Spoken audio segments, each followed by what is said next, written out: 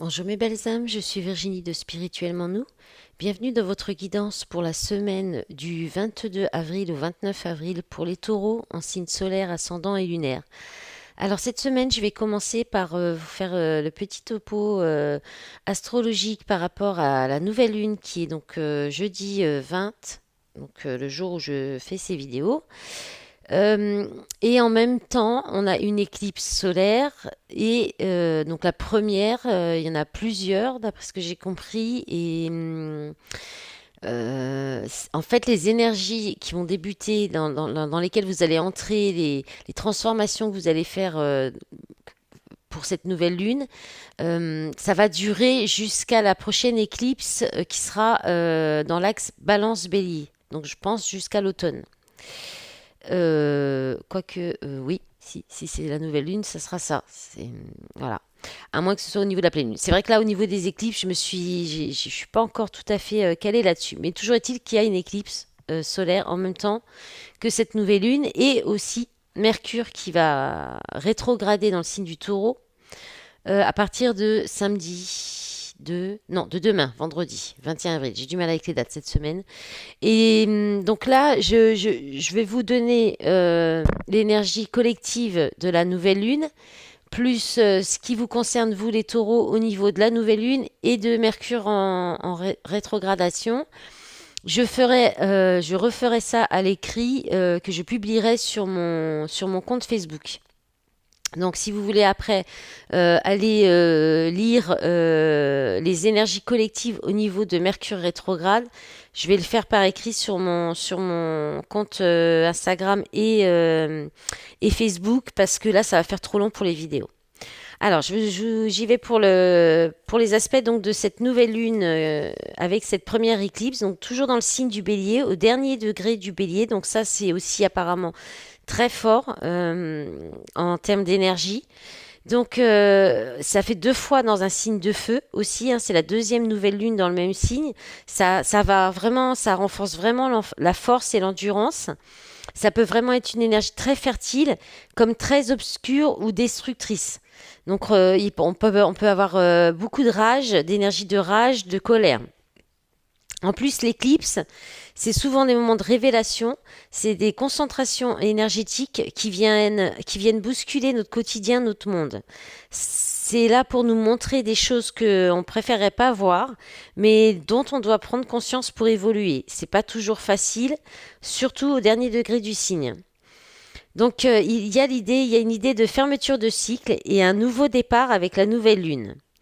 Euh, pour aller vers une dynamique totalement nouvelle. L'éclipse va vous donner un aperçu de ce qui vous attend en fait pour la suite. Il y a aussi donc avec cette nouvelle lune un carré Mars et Chiron qui donne un aspect déclencheur, un aspect levier qui va agir sur une ou plusieurs zones de vulnérabilité personnelle. Néanmoins, c'est un travail qu'on est déjà tous en train de faire, plus ou moins, hein, après tout dépend des personnes, depuis 2018, parce que Chiron, il est déjà dans le signe depuis 2018, et on va continuer ce processus jusqu'à 2025. Euh, donc si vos planètes natales personnelles, si vous avez des planètes natales personnelles, Soleil, Lune, Mars, Vénus, alors ascendant, c'est pas une planète, donc plutôt Soleil, Lune, Mars et Vénus, dans le deuxième décan du Bélier ou du Cancer, ou les deux, hein, on peut avoir les deux. Donc cette énergie, l'énergie de la planète sera concernée en fait. C'est-à-dire que si vous avez par exemple Vénus en deuxième décan Bélier, eh bien ce sera tout le côté relationnel affectif ou financier qui va être touché. Si c'est la Lune, ben, ça va être le côté émotionnel. Et si c'est le Soleil, ça va être votre personnalité, ce qui vous touche vous particulièrement. Enfin, vous, dans votre intérieur à vous, en fait, la personne que vous êtes. Voilà, donc là, avec ce carré, il faudra faire face à une situation, une personne, un schéma qui pourrait remonter à la surface. Ça va pas être très agréable, mais ce sera aidé ça va, ce qui va vous aider ça va vous aider pour avoir du courage, de la force pour affronter vos peurs. L'énergie du carré et de l'éclipse va vraiment aider pour vous faire voir la vérité et y faire face. Et peu importe à quel point bah, vous voulez la fuir, et à quel point vous voulez la fuir et, euh, et les raisons qui vous regardent, hein. Pluton ressort aussi fortement à 0 degré du Verseau, en carré avec la Lune, au dernier degré du Bélier. Donc là, c'est quand même assez fort. Donc ça va être compliqué, il y a de la nervosité, du chaos, de la tension, mais tout ça pour aller vers le mieux, même si effectivement pour le moment ça peut sembler insupportable. Je le vis en plein, enfin j'en sors, enfin j'en suis encore dedans, mais exactement ce que je viens de dire, moi je l'ai expérimenté là cette semaine qui vient, début de semaine là. Donc ouais, c'est pas facile, mais bon, voilà, il faut garder à l'esprit que c'est dans un but curatif et il faut être dans l'acceptation de cette aide pour qu'on puisse vraiment voir tout ce qui peut nous limiter encore aujourd'hui. Ça peut montrer justement une situation bien précise qui s'est déjà terminée ou clôturée dans notre vie et qu'on n'a pas acceptée ou qui doit se clôturer mais que c'est pas fait parce qu'on n'accepte pas. Voilà, ces énergies, on viendra nous mettre sous le nez littéralement des vieux schémas, des habitudes qui ne fonctionnent pas, des relations toxiques, toutes les choses que l'on sait qui ne nous servent plus. Le but, ce sera de renforcer cette libération pour nous, en fait. Il va y avoir des choses, des situations qui vont nulle part et qui vont revenir au premier plan pour permettre de les comprendre et de les assimiler. Ce sont des énergies constructives euh, qui vont vous aider à reconnaître consciemment la finalité des choses auxquelles vous pouvez encore être attaché d'une manière ou d'une autre. Pluton, qui sera en sextile à Neptune, accentue le ressenti intuitif qui fait qu'on sait quand quelque chose est fini, que ce soit une relation, un comportement, un travail, un projet, on sait que ça ne nous sert plus, mais c'est difficile à lâcher car c'est familier. Donc attention à ne pas sacrifier notre propre croissance. Euh, il y aura une mise en lumière sur ce qu'au fond on sait déjà, au fond de nous en fait, avec Neptune. Mais là, ce coup-ci, on n'aura pas d'autre choix que d'accepter ce qui est et ensuite de nous détacher de ce qu'on sait déjà qui ne peut plus être pour nous ou qui ne nous convient plus, quoi.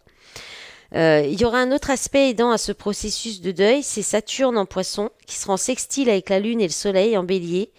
Et il y aura une idée de responsabilité vis-à-vis de nous-mêmes, d'entamer ou de poursuivre ce processus de deuil et de guérison. Un engagement avec nous-mêmes, faudra faire de nous une priorité. Voilà. Et puis aussi, Jupiter encourage la fermeture de cycles pour une renaissance plus lumineuse avec des potentiels illimités. Il faut voir loin, large et plus loin que notre zone de confort. Jupiter va nous pousser à en sortir et à voir les possibilités ou à nous aider en fait, à intégrer positivement ces énergies, ces nouveaux potentiels. Alors, donc pour vous les taureaux, alors au niveau de Mercure rétrograde, ça va activer vous-même, tout ce qui est vous-même par rapport à vos interactions avec le monde, mais aussi la question de votre image, celle que vous renvoyez.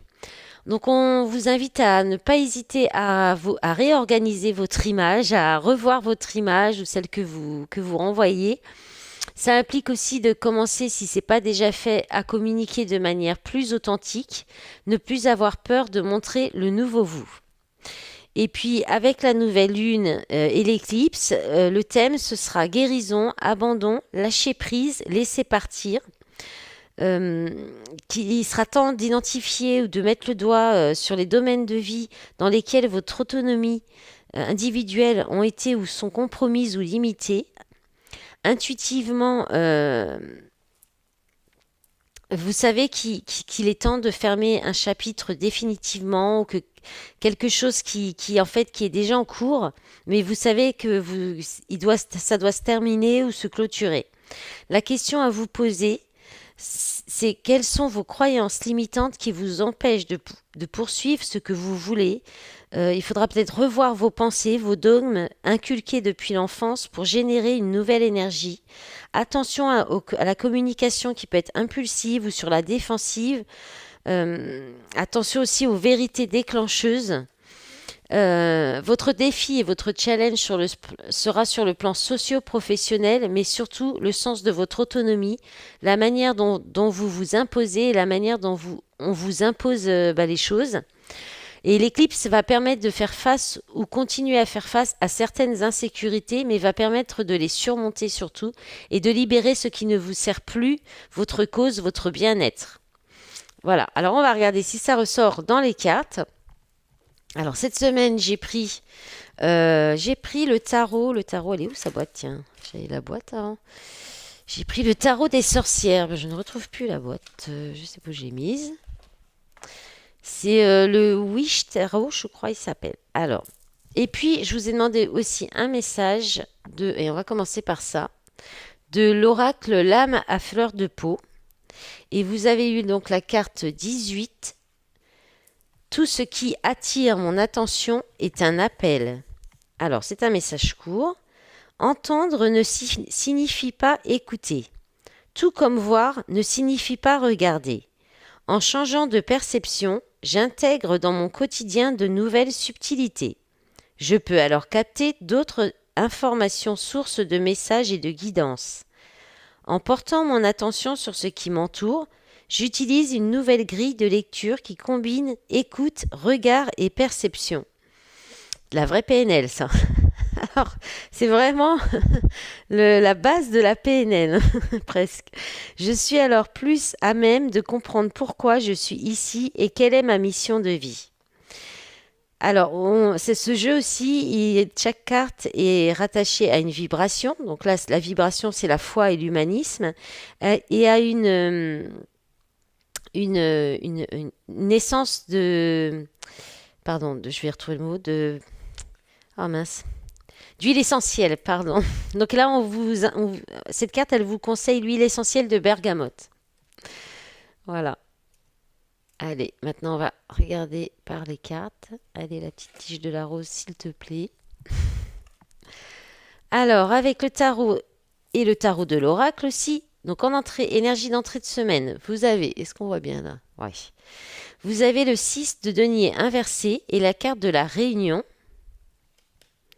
Votre état d'esprit, vous avez le page de bâton et le 10 de bâton.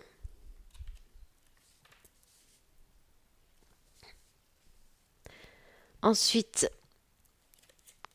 en objectif, vous avez le 6 d'épée et l'amoureux.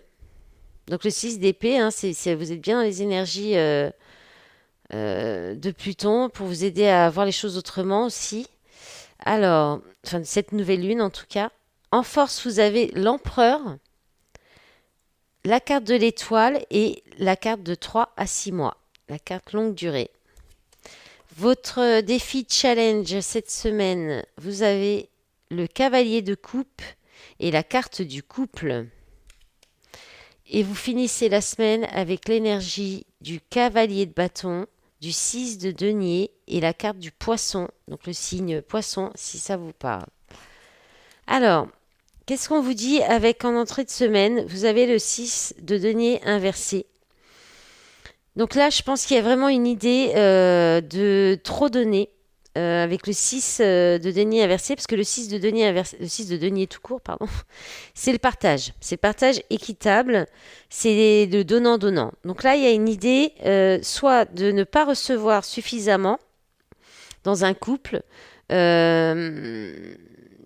soit il y a aussi soit l'idée de trop donner dans vos relations amoureuses, dans le couple, de trop faire, de trop donner.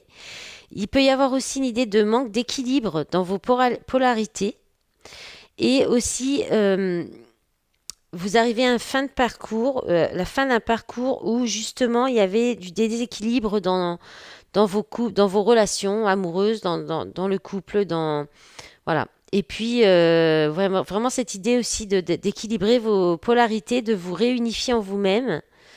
Ou alors vous arrivez aussi, vous êtes en fin de parcours, il vous manque peut-être plus que ce côté justement d'arriver à bien juger, doser ce que vous donnez et ce que vous recevez, à ce que ce soit donnant-donnant. Il vous reste peut-être plus que cette étape pour arriver à votre fin de parcours, à votre accomplissement personnel, hein. Alors, votre état d'esprit, le page de bâton et le 10 de bâton. Alors, le 10 de bâton, ça parle de travail, de responsabilité, de fardeau lourd à porter. Donc là, il y a, je pense que soit votre état d'esprit sera vraiment sur le fait d'un travail, peut-être vous commencez un nouveau travail, vous découvrez un nouveau travail, vous avez des nouvelles responsabilités à assumer, et donc votre état d'esprit sera vraiment focus là-dessus.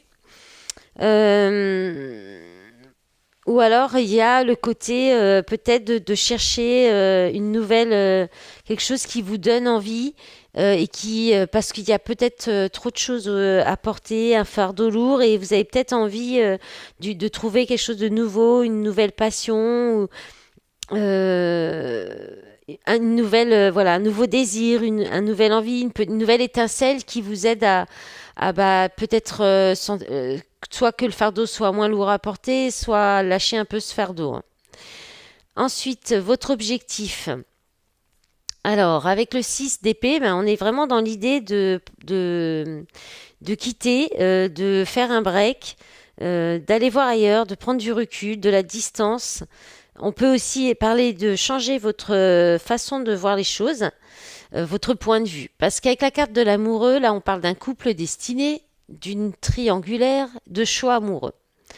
Donc, il y a une idée de prendre du recul, de la distance pour peut-être faire un choix amoureux ou autre. Ou alors, l'idée aussi de partir de tout ce qui est relation ou situation de triangulaire. Et peut-être aussi, vous pouvez changer votre point de vue, votre façon, votre point de vue, votre angle de vue plutôt, par rapport à un couple qui est destiné. Alors, en force, en soutien, donc vous avez l'empereur. Alors, l'empereur, c'est la stabilité, hein.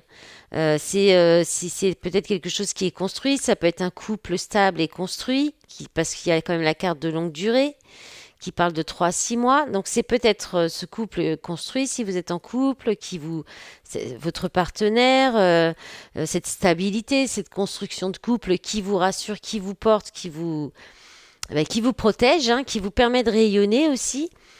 Et puis sinon, bah, si vous n'êtes pas en couple, ça peut être le fait justement que vous avez des bonnes bases, vous pouvez vous fier à, vous pouvez aussi comment dire, vous mettre un cadre, des règles pour pour vraiment garder cette stabilité en vous, euh, cette fiabilité aussi. Vous êtes quelqu'un qui est basé, qui a des principes carré et fiable. On peut aussi parler d'autorité. Vous pourriez voilà, avoir une autorité bien équilibrée, hein, juste, qui peut vous aider cette semaine. Et avec l'étoile, bah, vous avez l'espoir, la protection, le rayonnement. Donc c'est ce qui va, voilà, c'est ce qui vous permet de vous protéger, de rayonner, le fait, votre stabilité, votre rigueur, peut-être une certaine discipline aussi, ou le fait d'être aussi, bah, d'assumer vos devoirs, hein, avec le 10 de bâton. Donc c'est ce qui va vous soutenir cette semaine, hein. En défi, en challenge. Alors c'est un peu paradoxal votre tirage. Donc, soit il y a une idée, vous êtes en couple, et il y a peut-être une flamme, quelque chose. Alors, soit c'est un couple longue durée, il y a peut-être une flamme à réanimer, à relancer. Soit c'est une relation qui débute, et là, on va peut-être vous demander de déclarer vos sentiments, peut-être de vous lancer à cœur ouvert, d'ouvrir votre cœur, de faire un rapprochement. Euh, ou alors, si vous êtes en complétude, ça va être peut-être de faire une démarche pour aller vers un couple, un rapprochement, une officialisation. Parce que le couple, c'est ça, un premier baiser, rapprochement, officialisation. Et le cavalier de coupe, alors là, le truc, c'est que c'est quand même dans votre défi, dans votre challenge. Donc, alors soit, il y a une idée peut-être de passer de l'étape à les relations légères, courtes, à court terme, à une officialisation, ou alors, oui, voilà, une officialisation de la relation, d'une relation peut-être nouvelle, ou bien carrément, en fait, le fait de, si vous êtes, comment dire, euh, peut-être qu'on vous invite, si vous êtes célibataire, à aller même sur les relations qui sont légères et faire peut-être faire des premières démarches. Voilà. Après, on peut aussi vous dire de faire attention. Vous pourriez avoir en face de vous quelqu'un qui va être plus justement un don juan ou quelqu'un qui recherche plus des relations légères. euh, et qui pourrait faire des promesses romantiques sans apporter du concret. Il peut y avoir cette idée-là aussi. Et puis, il y a aussi l'idée, votre défi, je pense, ce sera de défendre vos valeurs, de défendre ce qui pour vous est important au niveau du relationnel, du cœur, d'exprimer ce que vous ressentez, de défendre vraiment vos valeurs qui vous tiennent à cœur, hein. Euh, voilà, il y a cette idée-là aussi quand même, hein, même prépondérante, je dirais, hein. Ou alors peut-être aussi d'aller peut-être un peu plus dans le relationnel, voilà, de resserrer des liens, de vous rapprocher, hein, et toujours dans l'idée avec le cœur. Alors vous finissez la semaine avec le cavalier de bâton. Le cavalier de bâton et donc la carte du poisson. Alors le signe du poisson qui vous parle du mois de mars, de la vision, de la sensibilité. Donc les visions, ça peut être les perceptions, hein, donc les visions qu'on peut avoir de clairvoyance, parce que c'est un signe très très connecté, le signe du poisson. La rêverie, donc ça peut être des messages dans les rêves aussi. Et puis au niveau côté un petit peu, le mauvais côté un petit peu du poisson, on va dire, c'est le côté dépression et dédoublement de personnalité. Euh, et puis, vous avez la carte du 6 de denier qui parle donc la même, hein, que celle-ci, mais qui est inversée. Là, celle-ci, elle est tombée droite. Donc, partager ensemble, équiter, ne pas garder des choses pour soi. Donc, je pense qu'en fait, et le cavalier de bâton, alors, le cavalier de bâton, c'est la fougue, c'est s'enflammer, c'est un petit peu celui qui fonce, qui va. Il y a beaucoup de dynamisme, de la passion, de l'enthousiasme. Et attention, il est tombé un petit peu en travers. Donc, attention aussi, ce que je vous ai dit, aux énergies d'impulsivité, voilà, avec la carte du poisson, attention aux émotions fortes qui pourraient remonter et créer peut-être des tensions, des disputes. Mais en tout cas, attention peut-être à être peut-être plus à ne pas heurter votre sensibilité. Alors ça peut être des gens en face de vous, ou ne pas heurter la sensibilité des autres, mais en tout cas ne gardez quand même pas pour autant ce que vous avez à dire, des choses que vous gardez pour vous, c'est pas forcément très très bon, ça pourrait vous faire déprimer. Euh, voilà, donc si vous avez des choses à exprimer, à dire, lancez-vous, faites-le. Après, il peut y avoir aussi cette idée d'une nouvelle rencontre. Vous allez peut-être aussi vouloir écouter, peut-être vous allez faire un rêve, ou vous avez des rêves qui vous disent des messages de vous lancer dans peut-être une nouvelle passion, une nouvelle histoire. Et là, on vous dit que ça sera peut-être en plus une histoire équilibrée avec du partage, hein. En tout cas, ne gardez pas les choses pour vous et lancez-vous avec fougue, avec confiance. Là, il y a du dynamisme, voilà. Donc la semaine se termine, disons qu'assez. Là, c'est possible qu'il y ait quelque chose qui se modifie parce que vous démarrez la semaine avec un problème d'équité dans une relation ou en vous-même. Et puis, ça se découle et finalement, même si vous restez seul, s'il n'y a pas d'histoire de nouvelle histoire amoureuse, ça peut être aussi le fait d'exprimer autour de vous, dans vos relations peut-être familiales, amicales, il y a peut-être aussi un manque d'équilibre. Vous avez peut-être besoin d'équilibrer les choses aussi au niveau relationnel ou familial, hein. Allez, maintenant, on va regarder pour le sentimental avec l'améthyste et puis on recouvrira si le message n'est pas assez clair avec le fondamental ou avec l'oracle coup de cœur. Je verrai selon. Allez, c'est parti. Alors, ça fait du coup des guidances un peu longues, mais voilà, avec le côté astrologie, forcément ça allonge un petit peu la guidance. Allez, on y va pour les taureaux en signe solaire, ascendant et lunaire, pour le sentimental. Alors, on a la carte du temps. Donc, le temps, il faut rester patient, il y a de l'attente.